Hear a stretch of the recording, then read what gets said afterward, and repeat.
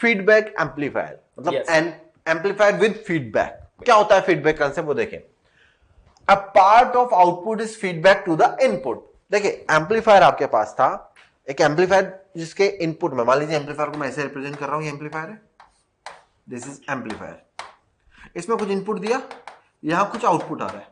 अब इस आउटपुट के कुछ पार्ट को, कुछ फ्रैक्शन को मैं वापस इनपुट में दे दूं, तो part of output is given back to input.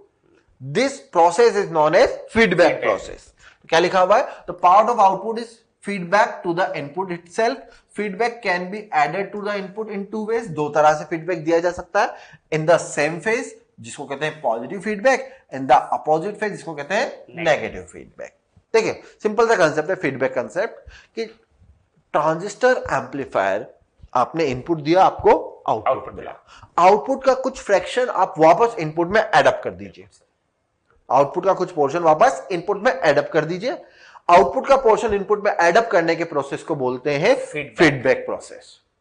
अब अगर आप जो फीडबैक कर रहे हो इनपुट के साथ, वो इनपुट सिग्नल के सेम फेज में है, तो उसको बोला जाएगा पॉजिटिव फीडबैक। पर अगर वो उसके आउट ऑफ फेज है, अपोजिट फेज में है, तो उसको बोला जाएगा नेगेटिव फीडबैक। तो फीडबैक कितने टाइप के होंगे, दो टाइप के, पॉजिटिव एंड नेगेटिव। तो देखें सर इसको, बिल्कुल सर, आगे बढ़ा जाए। Yes sir.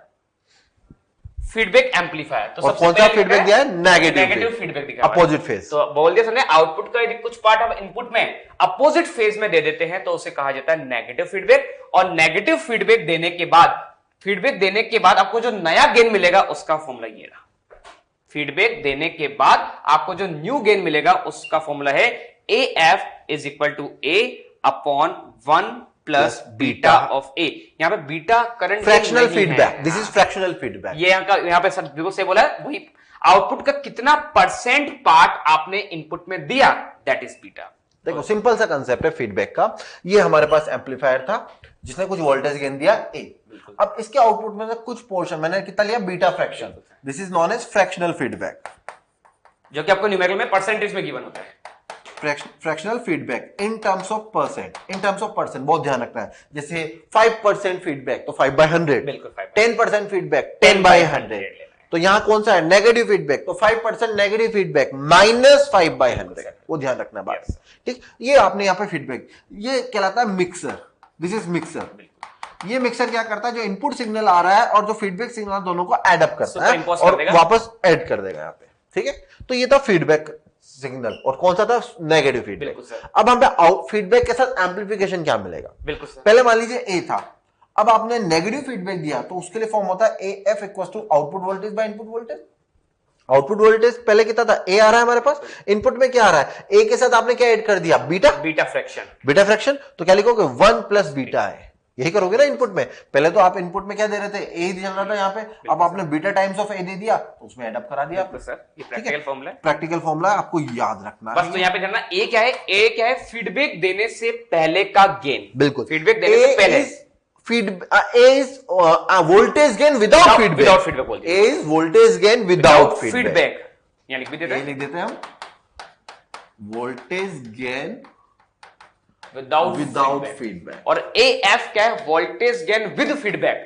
AF लिख दीजिए, वोल्टेज गेन विद फीडबैक देने के बाद का वोल्टेज गेन विद फीडबैक। अब बीटा हमने बता ही दिया आपको। ठीक है, बीटा इज फ्रैक्शनल फीडबैक। अब जब आप ऐसा कर रहे हो तो हमारे क्या होगा कि जो आउटपुट मिल रहा है वो आउटपुट कंटिन्यूअसली क्या होगा, नेगेटिव फीडबैक जा रहा है तो एम्पलीट्यूड कम होता चला जाएगा। नीचे प्लस है सर, और जब नीचे वाली वैल्यू बढ़ती जाएगी तो AF कम होता चला जाएगा। वो तो आपको नेगेटिव फीडबैक लोगे ना तो बीटा किसमें आएगा, प्लस में। चलो मैग्नीट्यूड ही लेना है, यहाँ तो मैग्नीट्यूड लेना है, बिल्कुल sir. Okay, this is negative feedback. कहीं भी आपको गेन को रिड्यूस करना हो, गेन को रिड्यूस करना है तो वहां पे आप AF का, ये मतलब नेगेटिव फीडबैक का यूज करेंगे, क्योंकि जैसे जैसे बीटा बढ़ता जाएगा ये नीचे वाला फैक्टर बढ़ेगा, नीचे वाला डिनोमिनेटर बढ़ेगा तो ये वाला फैक्टर कम होता जाएगा। तो AF का काम है reduce gain, reduce noise, reduce harmonics. उनको कम करने के लिए हम नेगेटिव फीडबैक का यूज करते हैं। आगे बढ़ा जाए सर।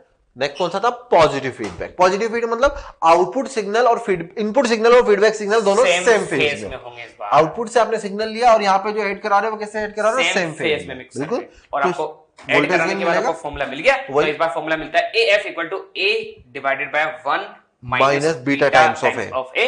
A वही है फीडबैक देने से पहले का gain, voltage gain without feedback. AF है वोल्टेज गेन विद फीडबैक। कौन सा, पॉजिटिव फीडबैक। अब इस बार माइनस आ रहा है जैसे जैसे बीटा वाला फ्रैक्शन बढ़ेगा तो ये फ्रैक्शन क्या होगा, 1 में से घट रहा है तो ये फ्रैक्शन कम होगा, इसका मतलब AF बढ़ता जाएगा। तो पॉजिटिव फीडबैक का यूज क्या है, टू इंक्रीज गेन, यदि गेन को इंक्रीज करना हो तो पॉजिटिव फीडबैक का यूज करना, और डिक्रीज करना हो तो नेगेटिव फीडबैक का यूज करना। अच्छा सर, अब जब हम पॉजिटिव फीडबैक लेंगे तो वेव कौन सी आएगी हमारे पास, कंटिन्यूअस मिलती जाएगी, अनडैम्प्ड ऑसिलेशन मिलेगी, जबकि नेगेटिव फीडबैक में डैम्प्ड ऑसिलेशन, एम्पलीट्यूड कम होता जाएगा, डैम्प्ड ऑसिलेशन, ये मिलने वाला है।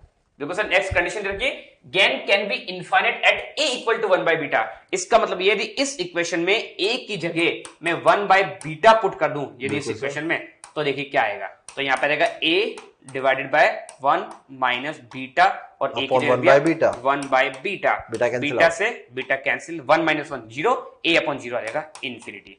तो हम AF के लिए इंफिनिटी ला सकते हैं, क्योंकि प्रैक्टिकली तो पॉसिबल नहीं है, लेकिन आइडियल कंडीशन यदि a की वैल्यू 1 बाय बीटा पुट कर देते हैं, और इसको हम एक रिलेशन भी बोलते हैं सर। यहाँ पे हम जानते हैं a equal to 1 by beta यदि पुट कर देंगे तो इनफाइनाइट आएगा। यदि क्रॉस मल्टीप्लाई करूं तो a इंटू बीटा बराबर 1, और a बीटा बराबर 1 को हम क्या कहते हैं सर, बार्क ह्यूसेन क्राइटेरिया। बिल्कुल सर। और बार्क ह्यूसेन क्राइटेरिया पर आपका वोल्टेज गेन इनफाइनाइट बन जाता है। तो यदि आपसे पूछा बार्क ह्यूसेन क्राइटेरिया क्या होता है साइंटिस्ट के नाम से, वो है a इंटू बीटा बराबर। बिल्कुल सर। आगे बढ़, इसके ऊपर हम देखते हैं ना पॉजिटिव नेगेटिव फीडबैक के ऊपर वेवफॉर्म देख लेते हैं एक बार, ठीक सर। पहले क्वेश्चन देख लेते हैं, the voltage gain of N amplifier with 9% negative feedback is 10। मतलब वोल्टेज गेन नेगेटिव फीडबैक के साथ कितना दे रखा है, 10। क्या लिखते हैं ना नेगेटिव के लिए, a upon 1 plus beta a, ये लिखते हैं। बिल्कुल सर। तो आपसे क्या पूछा गया है, find the voltage gain without feedback, मतलब आपसे a की वैल्यू पूछी गई है। बिल्कुल ये पूछा गया। Yes sir. और बीटा दे रखा है 9%, तो क्या लिखूंगा, 10 equals to a upon 1 plus 9 by 100 of a। बिल्कुल सर, ये लिखा जाएगा। Yes sir. सिंपलीफाई कर लेते हैं इसको, क्रॉस मल्टीप्लाई कर लीजिए, 10 प्लस या तो मल्टीप्लाई कर दूं 90 by 100, 90 by 100 a of a equals to a। ठीक है, ये होगा। इसको मल्टीप्लाई कर ले तो इसको कितना हो जाएगा, 100 plus 9a equals to 10a। हाँ ठीक है, 10 को मल्टीप्लाई करवा दिया, ये 9 इधर चल जाएगा तो कितना, 10a माइनस 9a, केवल a बचेगा, a इक्वल्स टू कितना बचा, 100। यहां से आपने क्या किया, इस 9a को इधर लेके बस। बिल्कुल। तो यहाँ पे देखो बच्चों, फीडबैक देने से पहले गेन 100 था और फीडबैक देने का 10 रह गया, 10 रह गया, मतलब नेगेटिव कम हो गया, negative that is called negative feedback. This is negative feedback. आगे बढ़ा जाए sir. Transistor as a oscillator. Oscillator क्या होता है सर? सर जो ऑसिलेशंस या फ्रीक्वेंसी हमको जनरेट करके देता हूं, मतलब कंटिन्यूअस हमें अनडैम्प्ड ऑसिलेशन प्रोवाइड करता है जिसका मैक्सिमम एम्पलीट्यूड मेंटेन रहे, राइट, और कंटिन्यूअसली सिग्नल्स रिपीट करते रहे अपने आप को। तो जब सिग्नल्स अपने आप को रिपीट कर रहे हैं, इट मींस उसके पास कुछ ना कुछ ऑसिलेशन फ्रीक्वेंसी होनी चाहिए, जिसको आप रेजोनेंट फ्रीक्वेंसी भी बोलते हो। क्या होती है sir? F equal to 1/2π√LC होता है। यहाँ पे हम L और C की वैल्यू को चेंज करके डिजायरेबल फ्रीक्वेंसी भी अपन ले सकते हैं ऑसिलेटर से। ओके, जब मतलब जिस डिजायर फ्रीक्वेंसी में आपको चाहिए वो आप ला सकते हैं। बिल्कुल। ओके, नेक्स्ट पॉइंट देखें सर।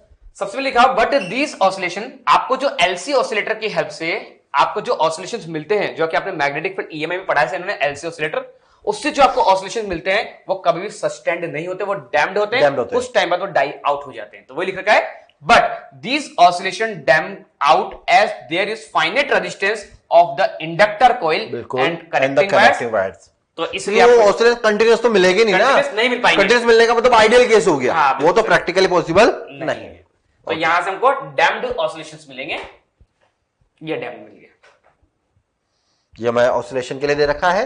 ओके, टाइम के साथ एम्पलीट्यूड कम होता जा रहा है, दिस इज डैम्प्ड ऑसिलेशन। ये LC ऑसिलेटर की हेल्प से हमको जो मिलते हैं ऑसिलेशन वो डैम्प्ड मिलते हैं। अब हमको इन डैम्प्ड को सस्टेन्ड बनाना है सर, अनडैम्प्ड ऑसिलेशन बनाना है। बिल्कुल, वो करना है सर। बिल्कुल सर।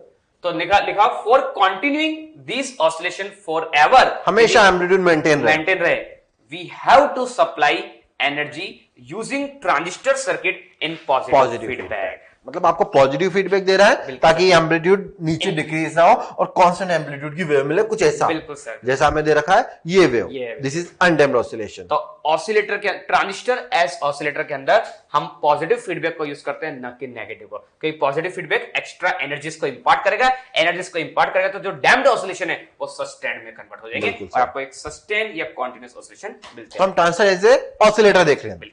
अब ट्रांजिस्टर एज ए ऑसिलेटर जब हम देखना है तो पहली बात तो ये बताएं कि बोर्ड के सिलेबस से तो ये लगभग हट गया था, है ना? वैसे तो नहीं बोर्ड है। से हट गया, और नीट में भी आज तक इसके ऊपर क्वेश्चंस नहीं आए। फ्रीक्वेंसी का क्वेश्चन है, तो सही बच्चों और ये भी 2005 में आया था। और सही बच्चे मैग्नेटिक फील्ड में पढ़ लेते हैं। बिल्कुल, मैग्नेटिक 2005 में आया था ये एसी में पढ़ लिया है। बिल्कुल। तो सर स्टार्ट करें। बिल्कुल सही। Transfer as a oscillator. देखिए, transfer as a oscillator common emitter mode पे हमें बनाना है। और कौन सा फीडबैक सर आपने बात की? पॉजिटिव फीडबैक यूज करते हैं बच्चों। तो स्टार्ट करते हैं डायग्राम को। ये है ट्रांसफर एज ए ऑसिलेटर का सर्किट। देखिए, कॉमन इमीटर मोड में ट्रांसफर बना रखा है। बिल्कुल सर। फीडबैक देने के लिए, अच्छा इसके बनाने से पहले एक बार उसको ड्रॉ कर ले सर एक बार, ताकि उसको एक्सप्लेन करना आसान हो जाएगा ना। तो मैं यहाँ पे ड्रॉ करवाता हूँ। ट्रांसफर कॉमन मोड पे लाता हूँ, कॉमन इमीटर मोड पे। ठीक है सर।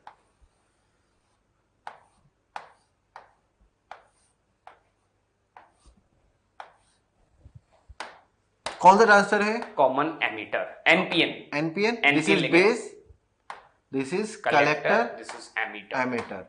एनपीएन ले रहे हैं सर? बिल्कुल सर, एनपीएन यूज करते हैं हम। सर यहाँ पे तो आ गया, पी आ गया हमारे पास। पी आ जाएगा sir. This is P, this is an, this is an, right sir? Yes. Biasing करनी है इसको Active फॉरवर्ड, reserve, उसको रिवर्स। रिवर्स। तो इसको बाइसिंग करने के लिए मैं क्या करता हूँ, इसको एक्सटर्नल वोल्टेज सोर्स से कनेक्ट करा देता हूँ। पी को हाई से, इसको लो लो से से। बिल्कुल सर। करा दिया। ठीक है। अच्छा, यहाँ पे इसको कनेक्ट करा दिया। अब इसको मैं क्या करता हूँ, रिवर्स बाइस करता हूँ। रिवर्स में तो करते हैं। रिवर्स बाइस करना है, पर रिवर्स बाइस करने के लिए मेरे को तो क्या करना है, पहले यहाँ पर फीडबैक। हाँ, फीडबैक देना है। बिल्कुल पॉजिटिव फीडबैक देना पड़ेगा सर। फीडबैक देने के लिए हम क्या करते हैं, यहाँ पे टैंक सर्किट यूज करते हैं। कौन सा circuit sir? Tank tank circuit. Tank जैसे सर्किट हम एलसी ऑसिलेटर एलसी ऑसिलेटर भी बोलते हैं। तो टैंक सर्किट हमें यहाँ पे बनाना है। मैं क्या करता हूँ, यहाँ पर एक कॉइल ले ली, इंडक्टिव कॉइल है। इंडक्टिव कॉइल ले ली, और उसके साथ पैरेलल पैरेलल में में कैपेसिटर लगा कैपेसिटर दिया। यूज कर लिया। ठीक है सर। इसकी एल, इसकी कैपेसिटेंस की वैल्यू सी। ये ठीक है, अब यहाँ पे बैटरी लगा दीजिए सर। यहाँ पर एक बैटरी कनेक्ट करवा दें बड़ी रिवर्स बाइस बैटरी। पे। यहाँ पर एक बैटरी रिवर्स बाइस करना है। बिल्कुल सर, हाई बड़ी तो बैटरी हाई लगाते हैं। बड़ी बैटरी यूज करेंगे। एक minute sir. Yes yes sir. मैं एक यहाँ पर एक स्विच लगा देता हूँ, ठीक है, ऑन ऑफ करने के। ऑन ऑफ करने के लिए। This is VCC, this is VBB, यही कहा जाता है। ओके, अब मुझे फीडबैक देना है। बिल्कुल, feedback फीडबैक देने के लिए एक ना यहाँ पे फीडबैक मैकेनिज्म लगाना बिल्कुल पड़ेगा। सर। तो यहाँ पर मैं क्या करता हूँ, एक इसके लिए आउटपुट लूप हो गया, बिल्कुल सर। ये आउटपुट कॉइल है, यहाँ पे आउटपुट आउटपुट कॉइल लेंगे हो अपन। गया, यहाँ आउटपुट ले सकते हैं। और यहाँ पर एक फीडबैक कॉइल लगा देते हैं। बिल्कुल, यहाँ से तो यहाँ मैग्नेटिक से फील्ड फीडबैक के लेके थ्रू, वो इधर लाएगी। मैग्नेटिक फील्ड के थ्रू लिंक होगा, और लिंक होकर यहाँ से करंट मतलब एनर्जी इधर जाएगी, मैग्नेटिक एनर्जी, और वो कन्वर्ट हो जाएगी। अब यहाँ पे जब इस सर्किट को कनेक्ट करवाना है हमें, तो यहाँ पर इनपुट फीडबैक देना पड़ेगा। तो इस सर्किट को थोड़ा मॉडिफाई करना पड़ेगा। Base तो के मैं इसको यहाँ पे क्या करता हूँ, यहाँ पे इसको लाके यहाँ कनेक्ट करवा दें, ठीक है सर। और इसको लाके यहाँ से ये सर्किट बिल्कुल सर। एक्टिवेट हो गया। अब ध्यान दें कि इस कॉइल को मैं नाम दे सकता हूँ, यहाँ पर ये L है तो ये L डैश, बिल्कुल सर। L डैश और L जो है दोनों म्यूचुअली कपल्ड है। म्यूचुअली कपल्ड, म्यूचुअली फीडबैक का काम करना है। फीडबैक का काम, जो यहाँ फ्लक्स प्रोड्यूस होंगे वो वहाँ ट्रांसफर हो जाएंगे।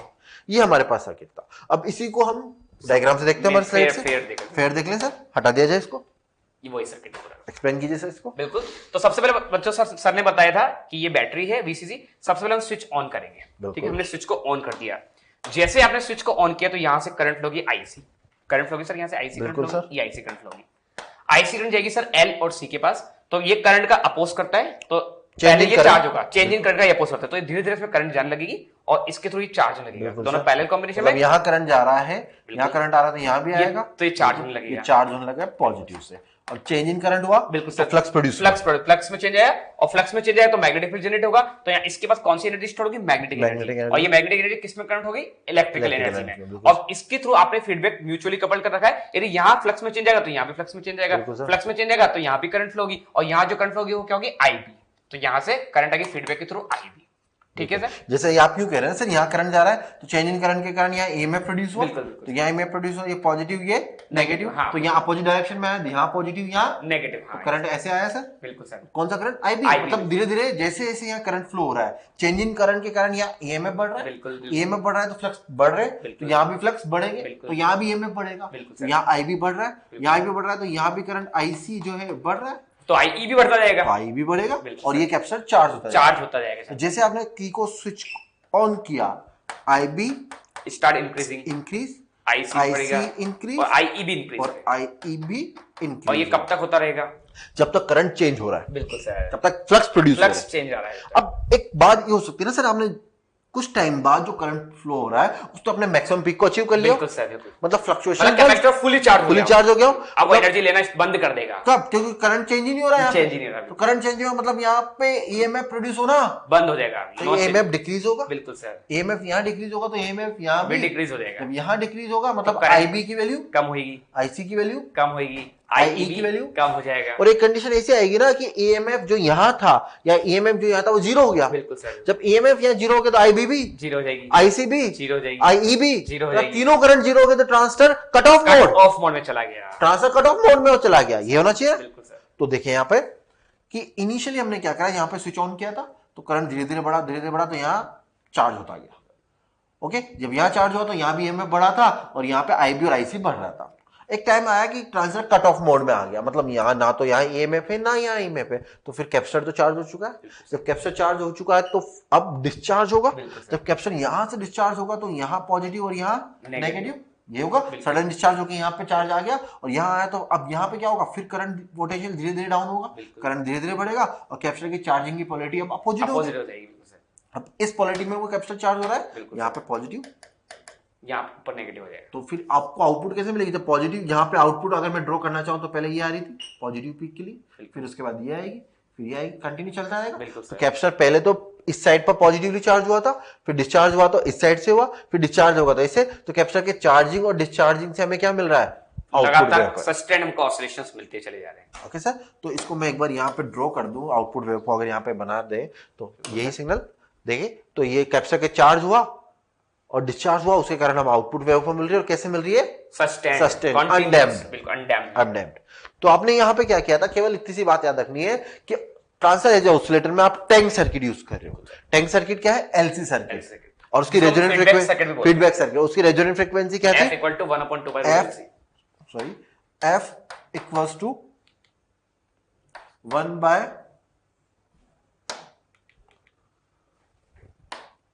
F equals to 1 by 2 pi root of LC. This is resonant frequency.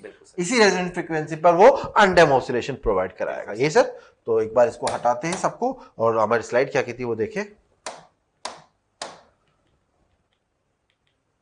ये रहती है अनडैम्प्ड ऑसिलेशन। देखिए सर, सैचुरेशन करंट जो अपने पीक को आ जाता है।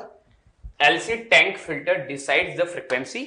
LC टैंक फिल्टर में जिसमें LC लगे हुए हैं तो हम L और C को वेरी करके फ्रीक्वेंसी को वेरी कर सकते हैं। Decide the frequency. Battery gives the required energy. Battery आपको एनर्जी प्रोवाइड कर रहा है। Transistor is connected in positive feedback. ये जो ट्रांजिस्टर है पॉजिटिव फीडबैक से कनेक्ट हो रहा है, यहां से एनर्जी ट्रांसफर हो रही है। एक बार ट्रांजिस्टर सैचुरेशन में जाता है, फिर एक बार कट ऑफ में जाता है, फिर सैचुरेशन, फिर कट ऑफ, ऐसे लगातार उसको एनर्जी मिलती चली जा रही है। Transistor takes energy from battery and converts it into signal. Transistor ने बैटरी से एनर्जी लिया और उसको सिग्नल में कन्वर्ट कर दिया।